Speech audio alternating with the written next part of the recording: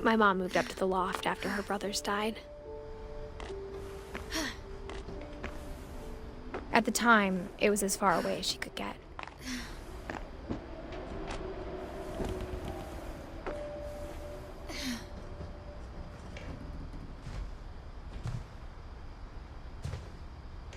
Religion was another thing my mom never talked about, but I think it helped her a lot after her dad died.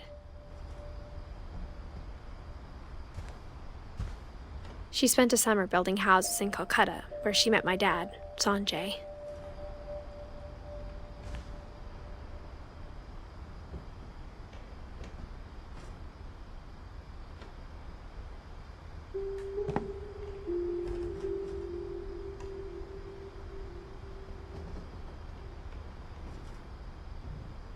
My mom moved to India a week after graduation and got a job teaching English.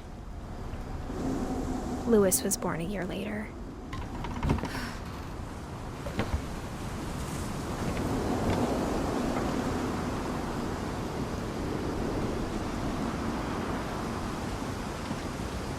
When my dad died, I don't think Mom knew where else to go. I'm sure Edie was happy to have her back.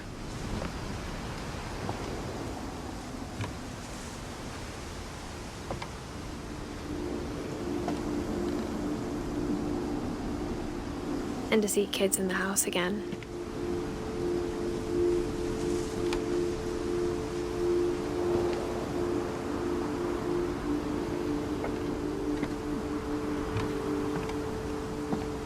The house had to get a little bigger, but Edie was used to that.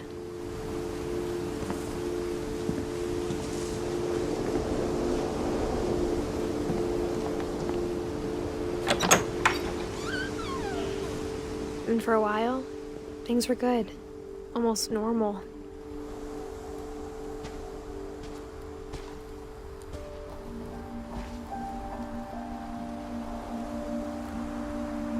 But it didn't last.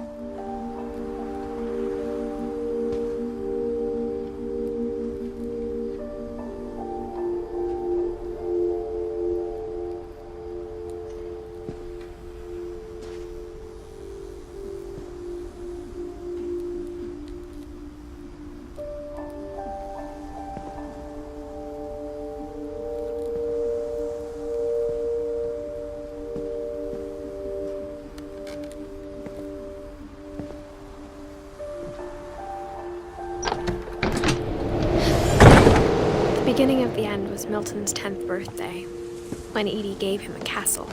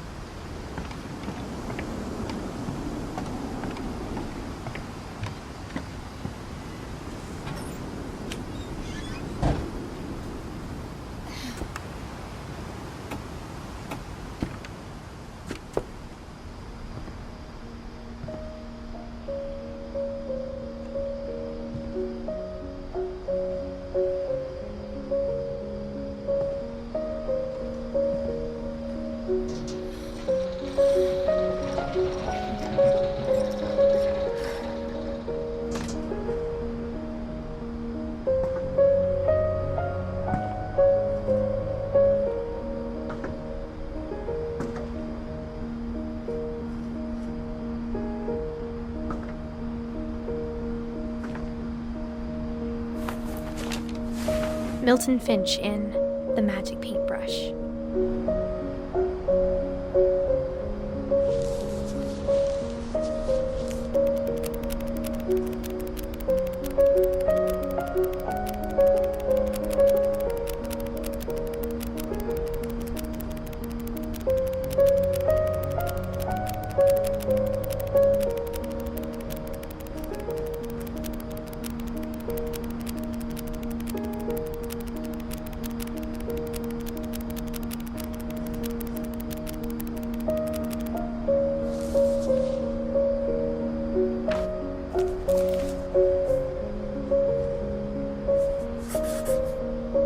I was 4 when Milton disappeared.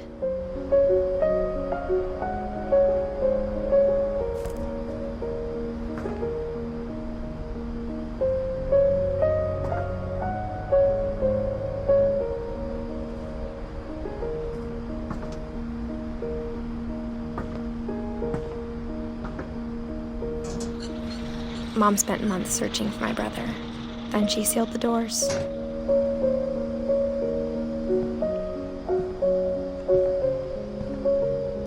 Whatever Milton had found in the house, Mom didn't want it getting out.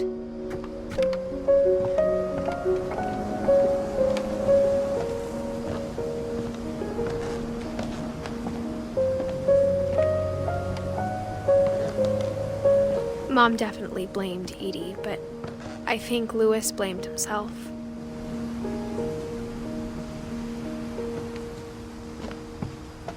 After he graduated, he just spent more and more time in his room, until Mom got him a job at the cannery.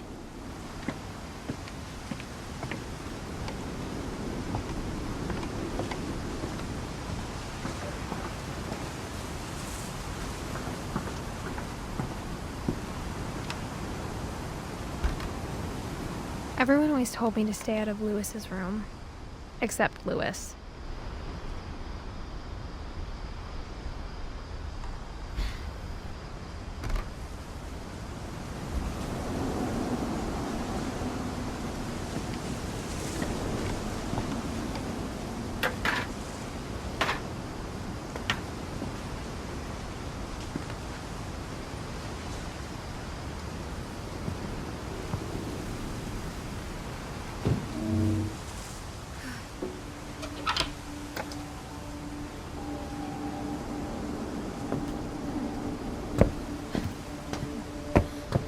Louis's room smelled very, very familiar. That part of him lived on. Louis and I spent a lot of time playing games together, but he was surprisingly bad at them. He died a lot.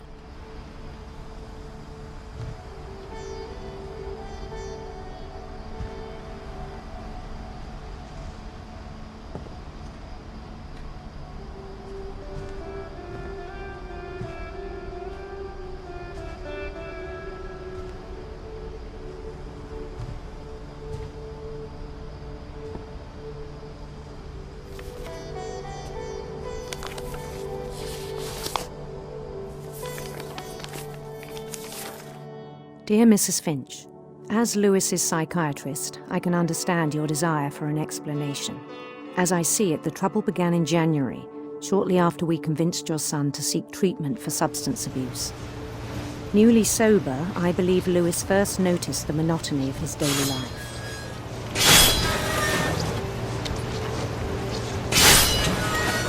He kept working at the cannery. But he withdrew part of himself. In our sessions, I saw the same behavior. His mind began to wander. I asked him to describe it. He said he started small, imagining a labyrinth.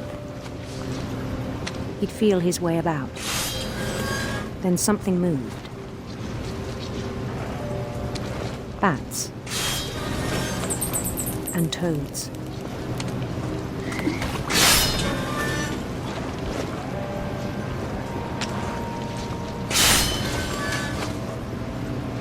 And things that have not names.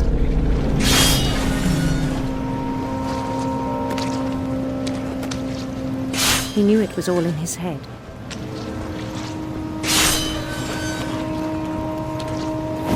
He took it very seriously. I had hoped he'd find himself.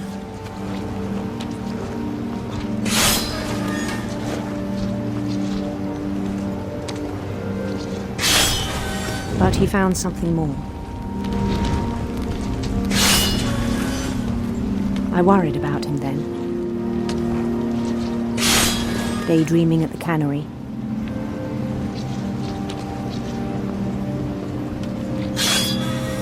I spoke with his boss.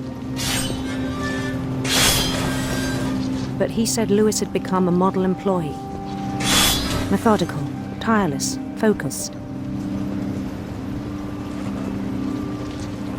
Like a whole new Lewis. So I let him go on.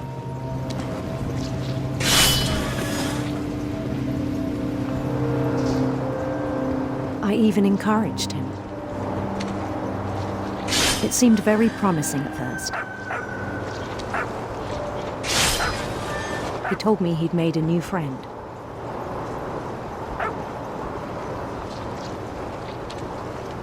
On the edge of a city he named Lewis Topia. He built the city up slowly, brick by brick. Then he made musicians.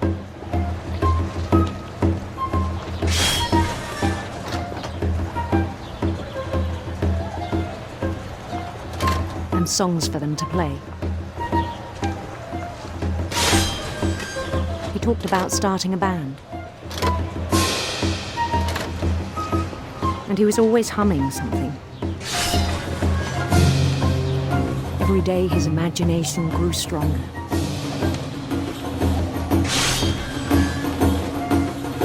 He no longer spoke at the cannery. But his chopping was as reliable as ever. Then one day it struck him that all the cheering crowds, even the stones under his feet, were all in his imagination. So he could do whatever he wished.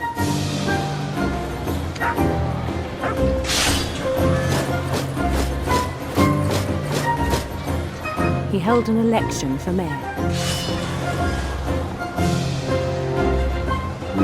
And he won. They begged him to stay, but his mind was already wandering. It became a game for him.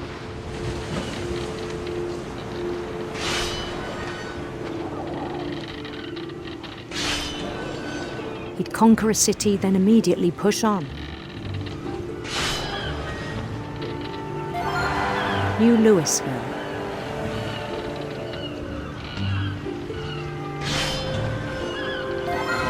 St. Louis. He started drifting away from our reality.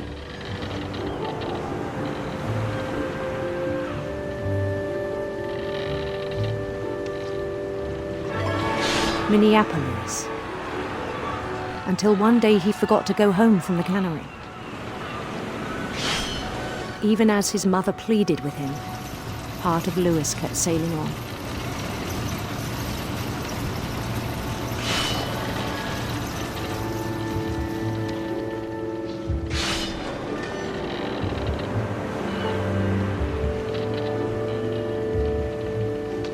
In Louisburg, he heard rumors of a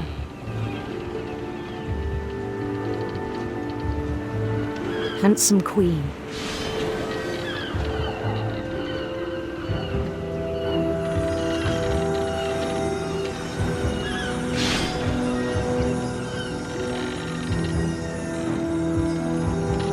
The queen was on her own quest for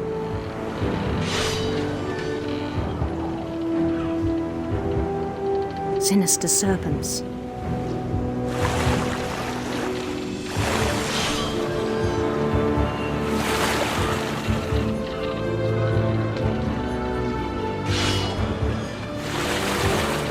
They followed the sound of her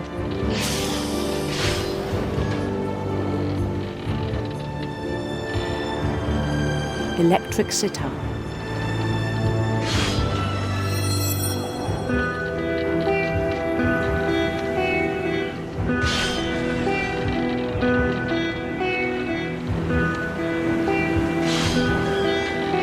His chase led him to a golden palace east of the sun and west of the moon.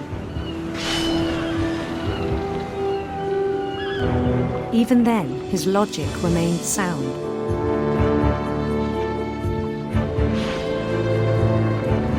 He knew the world was all in his imagination.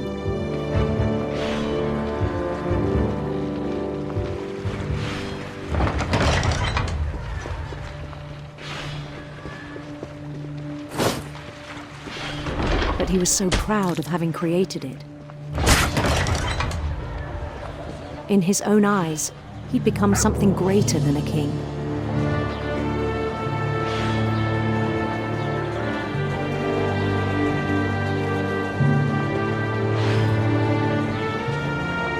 For someone who'd never known success in the real world, I think it was overwhelming. And then it struck him that the real Louis was not the one chopping salmon, but the one climbing the steps of a golden palace.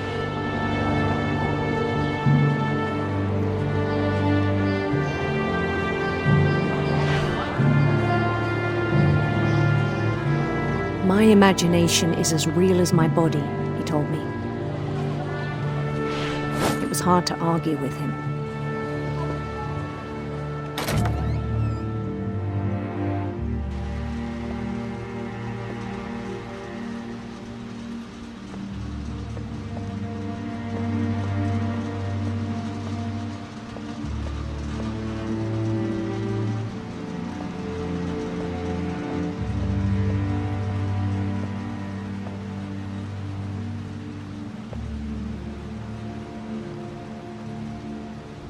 Began to forget the world we know.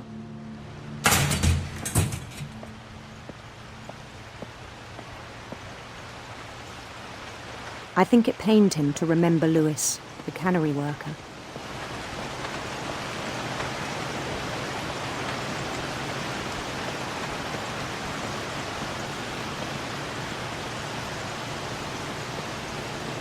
He began to despise the man with a royal contempt.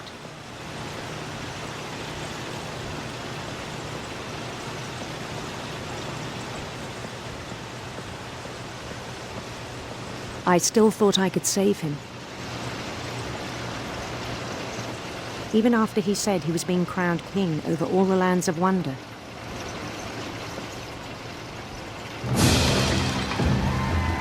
The palace would be packed with his companions.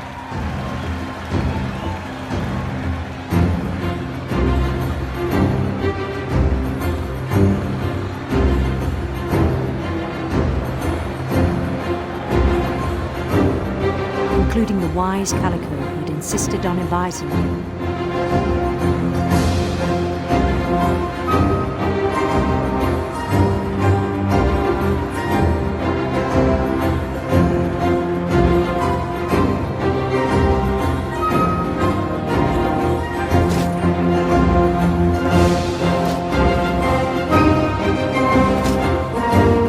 His queen waited, holding his crown.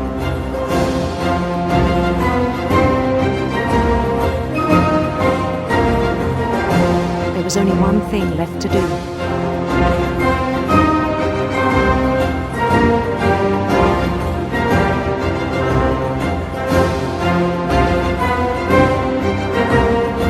Bend down his head.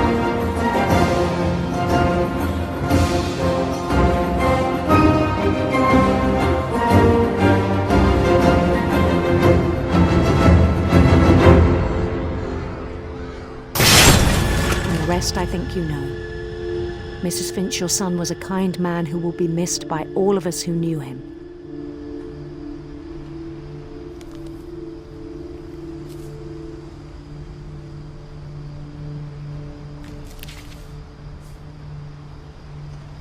My brother was really cool. I wish you could have met him.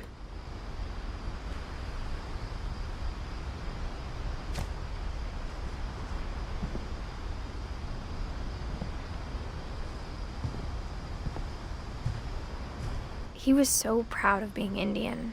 I think for him, it was a way to be something other than just a Finch.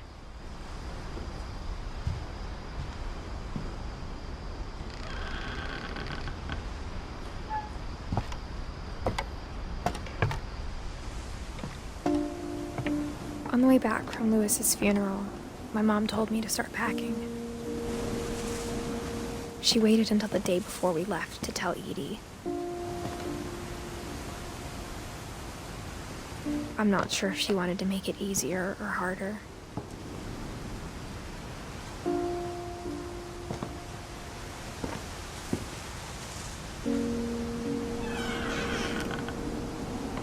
wish we'd stayed.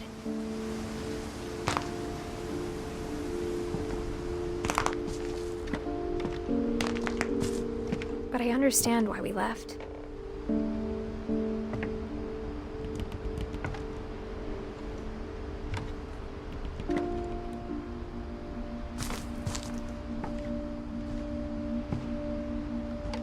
My mom ended up leaving everything behind.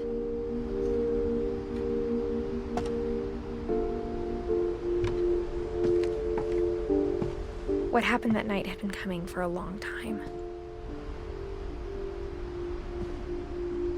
Maybe it should have come sooner.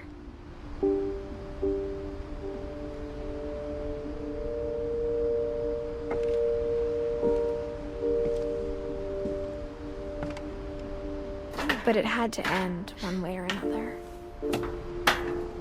All that's left now is to tell you about that last night.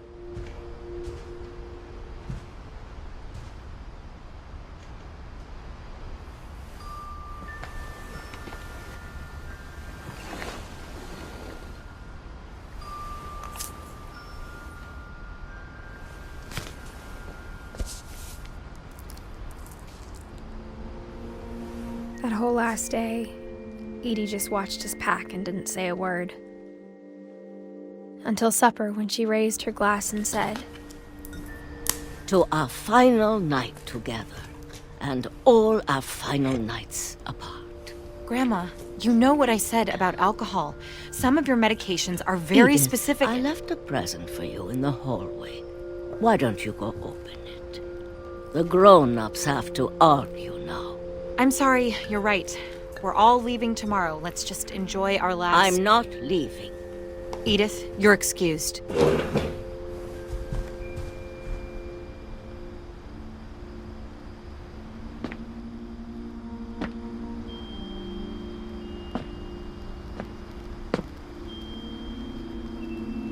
the power had been shut off that morning, but Edie always had plenty of candles. When my mom sealed the library, I don't think she knew about the other entrance. Or that Edie had a key to it.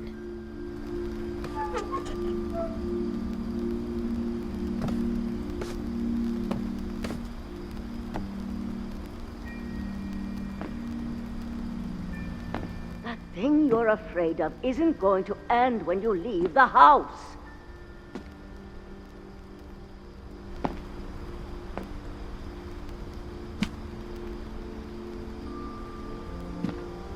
Edith has a right to know these stories. My children are dead because of your stories. I think it's best if Edith and I leave tonight.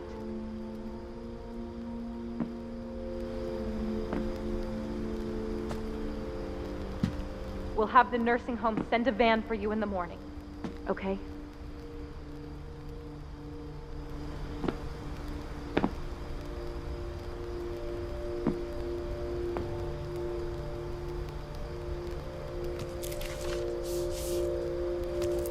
Dear Edith, there's so many stories I wish I could tell you, but there's only time for one. This is about what happened on the night you were born. That night, the tide went way, way out.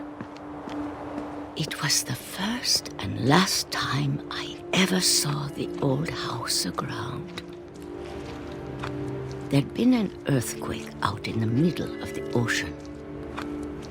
They called it the lowest tide in 1,000 years.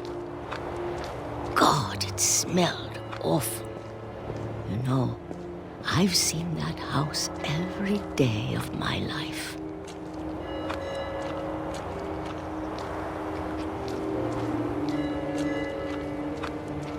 But I never thought I'd go back to it. When the fog rolled in, I lost my way.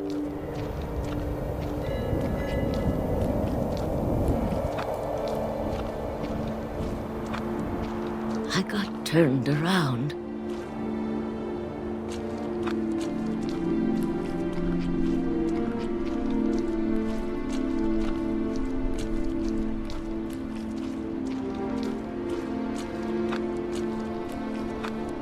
For a while, I wondered.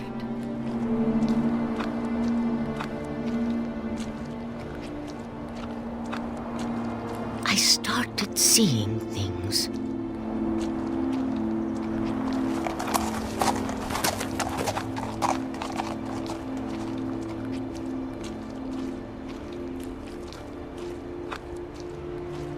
Things I'd forgotten had ever existed.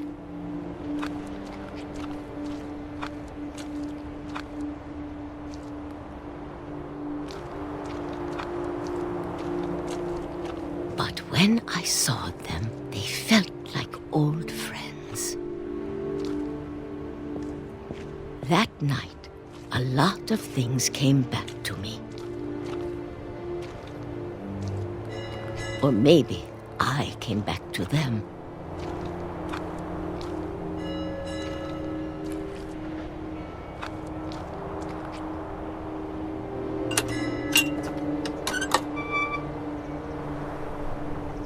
Things I can't explain, but that I need you to try and... Edith, what are you doing in here? It's mine. Edith! Mom, you're gonna rip it! Let go! I kicked and screamed, but Mom dragged me to the car. I never saw Great-Grandma Edie again. The next morning, the van came to pick her up, but she was already gone. After that, we moved around a lot.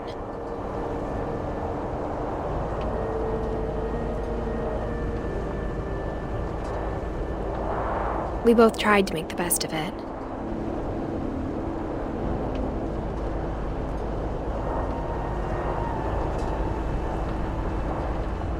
A few years went by.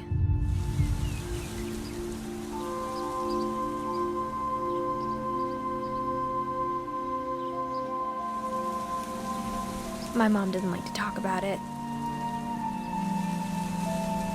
But she started getting sick a lot. The rest happened pretty quickly. She got better for a while, and then she didn't.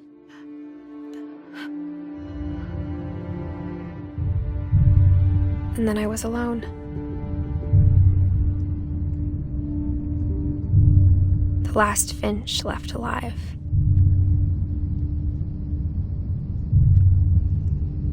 Until I found out about you.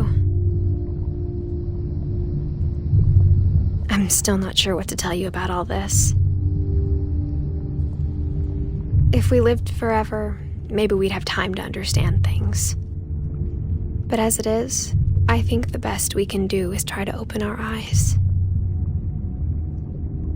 And appreciate how strange and brief all of this is. This journal was supposed to be for you. But now I hope you'll never see it. I just want to meet you. And tell you all these stories myself. But I guess if you're reading this now, things didn't work out that way.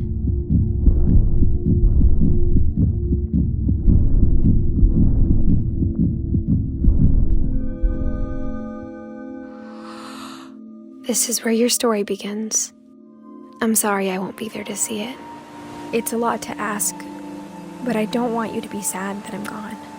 I want you to be amazed that any of us ever had a chance to be here at all. Good luck.